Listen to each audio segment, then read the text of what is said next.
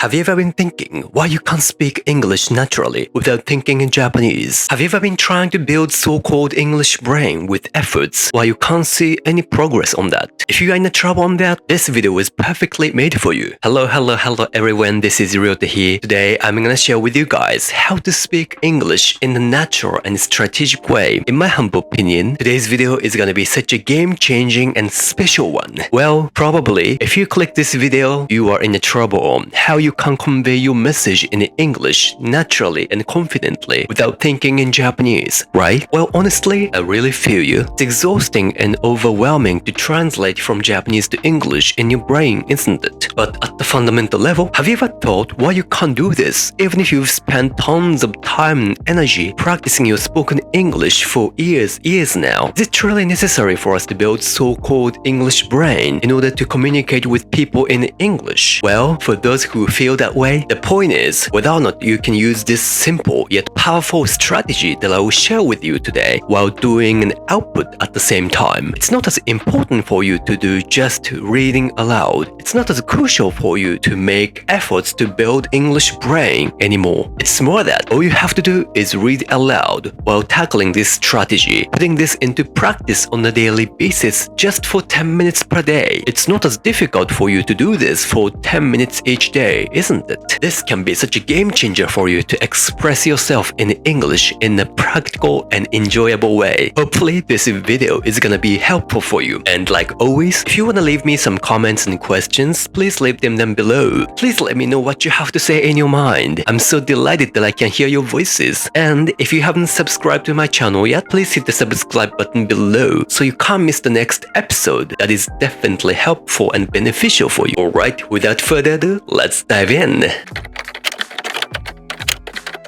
Okay guys, I'm gonna explain not only the strategy but also how to make the most of this strategy with 3 simple yet powerful steps that you can take in your daily routine in an enjoyable, effortless, and sustainable way. I call this strategic emotional expression.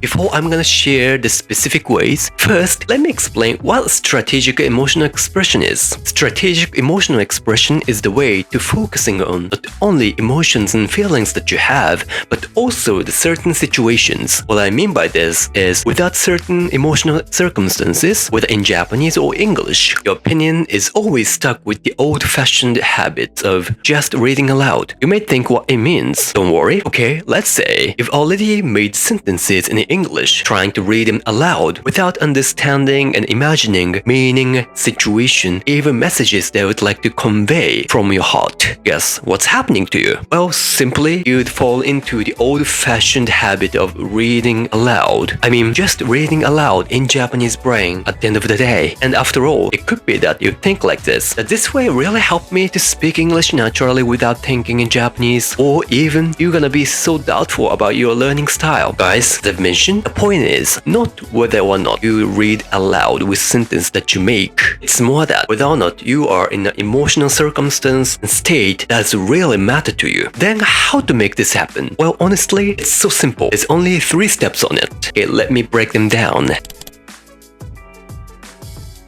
First step is jot down things that are related with you. For instance, when you went to cafe today, hanging out with your friends there, you can write down on the paper or notebook like this. My friend and I enjoyed lunch at the cafe today. On the surface, it may seem such a simple and easy way, yet powerful way for you to express yourself because this event is happening to you. Not things in textbook or AI-generated sentences. It's more like it's the sentence that you truly go or went through in person genuinely. This step makes it possible and enjoyable for you to make sentences compared to sentence in textbook, which is sometimes boring to you. With boredom, you can't even memorize words and phrases because it's a burden on you. Simply put, in order to avoid this burden that causes you not to like English, in order to put your sincere emotions into sentences, you're gonna need to make your own imagined, experienced sentences in a certain situation first. Okay, let's move on to number 2.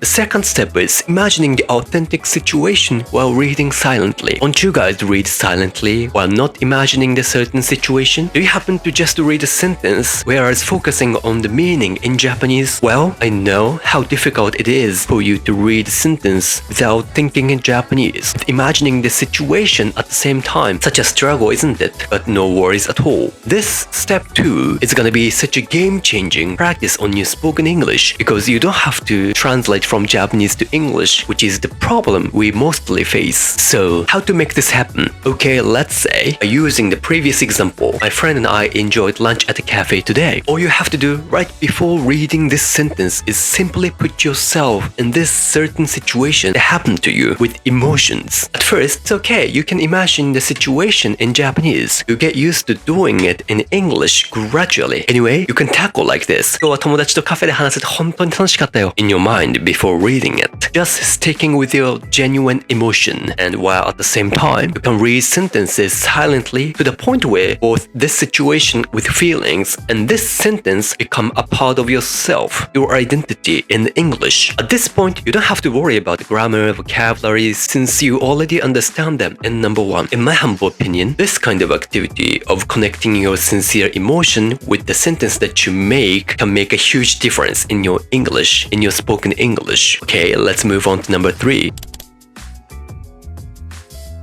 Final step is speaking aloud with the situation that you imagined in number 1 and number 2. At this stage, all you can do is simply speak aloud with the sentence that you made in an emotional state. Well, I guess there are some people who can't integrate your emotion in sentence in English. In this case, you might want to get back to number 2 or even number 1 because non-purpose, non-emotional sentence never allow you to speak and express your English genuinely because they must become boring to you, having no meaning of your learning English anymore. Anyway, let's say using this sentence that we created in number 1 to number 2, my friend and I enjoyed lunch at a cafe today. All you can do is speak aloud while thinking of this certain situation that you went through. You are like, 今日は友達とカフェに行けて本当に楽しかった. And then you can say like this in English. Yeah, my friend and I enjoyed lunch at a cafe today. Something like that. And most importantly, sometimes I find it effective and sustainable to add emotional adjectives at the same time, such as happy, better, comfy, agreeable, fascinating, amazing, awesome, brilliant, excellent, or things like that, because they also help you boost your emotional state. Okay, like this. My friend and I enjoyed lunch at cafe today. That made us feel better and a lot happier. Things like that. And also, if you are the type of person who has a struggle of imagining the situation, you can use some photos that have something to do with your situation, with the sentence that you make. In this case, photos describing a cafe, people drinking coffee over there, having a chit-chat with joy and happiness, or things like that. Well, my recommendation is, until this sentence becomes a part of yourself, your identity itself, you can practice repeat many times and again and again and again. Of course, at first, you may find it difficult to express your opinion with emotion and feelings in a certain situation, but I strongly believe the more you build this basic concept, the more you feel this connection between your own sentence and your authentic feeling in a certain situation, and the more smoothly you can express your sentence in English. After all, you can convey your sincere message in English more naturally without thinking Japanese or English. So just keep it up together. Okay, everyone, you've learned the way you can speak English naturally and confidently with strategic emotional expression. They are jotting down sentences that are related with you, reading silently while imagining the authentic situation with emotions, speaking aloud with sentence that you made in an emotional state. Yes, exactly. They are such a game-changing strategic emotional expression. Last but not least, I've got something important to say for you. Even if you haven't got the outcome that you want at the moment, please don't put much pressure on you. Of course, out there are some people who easily talk in English with people. You may find them such a genius or gifted person, but the reality is not. Sometimes, of course, they are, but in most cases, they are the same human being as you. They've also stumbled their way through a bunch of hardships like yourself. So then, what's the difference between those and yourself? Simply, their are enjoying the process of learning English rather than outcome goal. Of course, I understand there are times when we need to make efforts to achieve our long-term goal, but if you are studying English just for the sake of achieving your goal, it has to be a burden on you. Well, what I'm saying is, I would like you to find even a small fun and playfulness, even if sometimes your English learning can be challenging on you, such as, oh, I was able to read this passage in English today, or, well, today strangers asked me where the bus station was, and I was able to help them with the phrases that I learned, or something along those lines. Such a brilliant thing, isn't it? So I have to say that this tiny fun and playfulness, sense of joy makes you feel a little bit better, making your learning English 5 or 10% more enjoyable and sustainable as your great habit. And remember, you have your own potential that enables you to become the best version of yourself. At the end of the day, practice makes perfect. Okay, everyone, as I've mentioned before, if you want to leave me some comments and questions, please leave them down below. Please let me know what you have to say in your mind. I'm so delighted that I can hear your voices. And if you haven't subscribed to my channel yet, please hit the subscribe button below so you can't miss the next episode. That is definitely helpful for you. Okay, everyone, thank you for watching today's video until the end. I'm really looking forward to seeing you in the next episode. See you soon. Bye.